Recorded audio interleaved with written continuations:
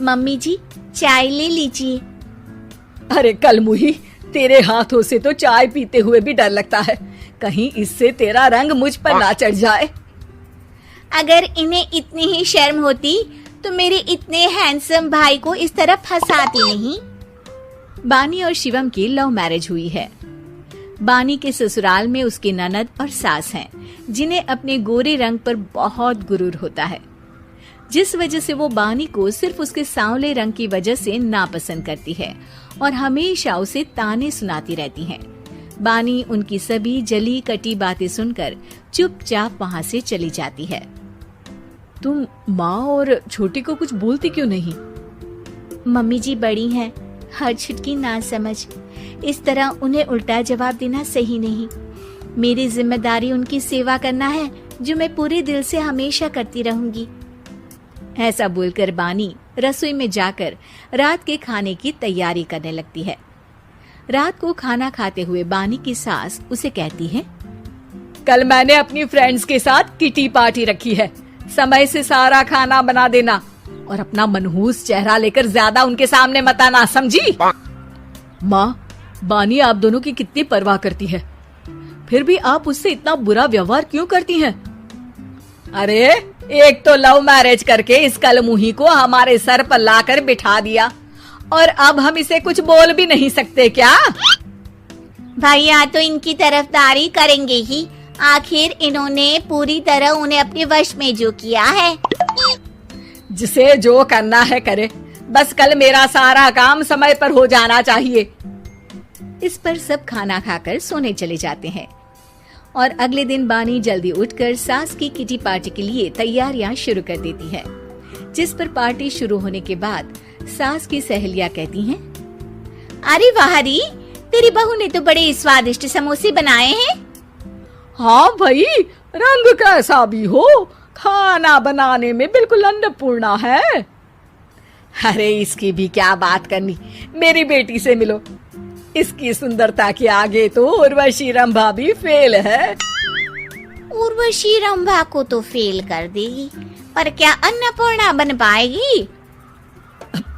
अरे इसे काम करने की क्या जरूरत, उसके लिए बानी है तो, और मैं तो इसकी शादी भी किसी नौकर चाकर वाले घर में ही करूंगी। बानी वापस रसोई में चली जाती है और किटी पार्टी चलती रहती है। उसी रात को बानी की सास गुस्से में चिल्लाते हुए अपने कमरे से बाहर निकल कर आती है। हाय रे, चोरी हो गई, मेरे पैसे, पक्का पक्का इस कलमुही की वजह से हुआ है ये सब। अरे क्या हुआ माँ, कौन सा आसमान टूट गया? अरे आसमान तो उसी दिन टूट गया था जब तू इस कलमुही से शादी करके इसे घर में ले आया था। खुद तो आई ही, अपने साथ साथ मनहूसियत का काला साया भी मेरे घर ले आई। अरे हुआ क्या माँ? अरे मेरी तिजोरी में रखे पैसे कहीं गायब हो गए, सुबह ही देखा, अरे यहीं रखे थे। क्या आप मुझ पर चोरी का इल्जाम लगा रही हैं?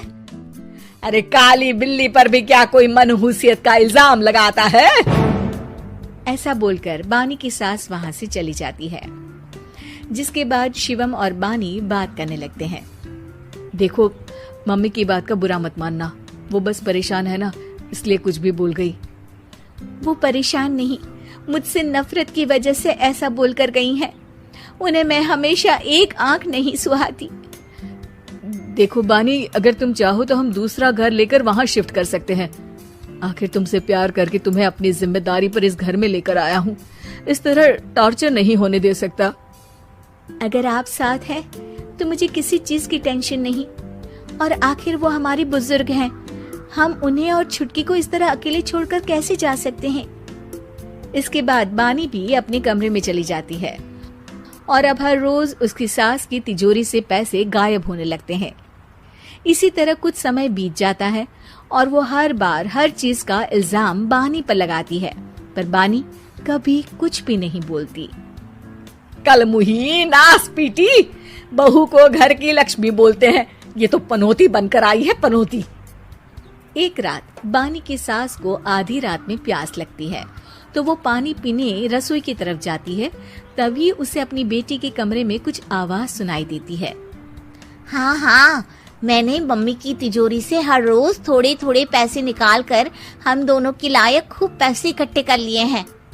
और मम्मी आज तक उस सब के लिए भाभी को ही जिम्मेदार समझती है। तुम बस जल्दी से आकर मुझे यहाँ से ले जाओ और हम कहीं दूर जाकर शादी कर लेंगे। मम्मी को कुछ पता नहीं चलेगा, सब मुसीबत खत्म।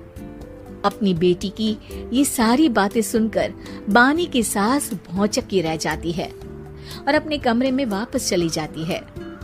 जब अगली सुबह बानी सास के कमरे में आती है, मम्मी जी, क्या बात है, आज आप कमरे से बाहर ही नहीं आई?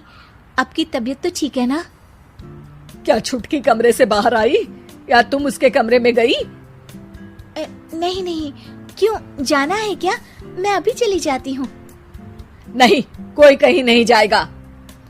इस पर वो बानी को साथ लेकर कमरे से बाहर आती है, जहाँ शिवम भी होता है। वहाँ उसकी सास बोलती है, छुटकी मेरी तिजोरी के सारे पैसे लेकर अपनी माँ के बारे में कोई ख्याल करे बिना किसी लड़के के साथ घर छोड़कर चली गई। और बहू, तुमने मुझ जैसी सास की सेवा करने के लिए अपने ही पति के साथ दूसरे घर जाने से मना कर दिया। मैंने हमेशा तुम्हारा रंग देखा अच्छा ही नहीं, जो मेरी सबसे बड़ी गलती है। मुझे माफ कर दे बेटा। और इसके बाद बानी की सास कभी अपनी बहू की तारीफ करते थकी नहीं।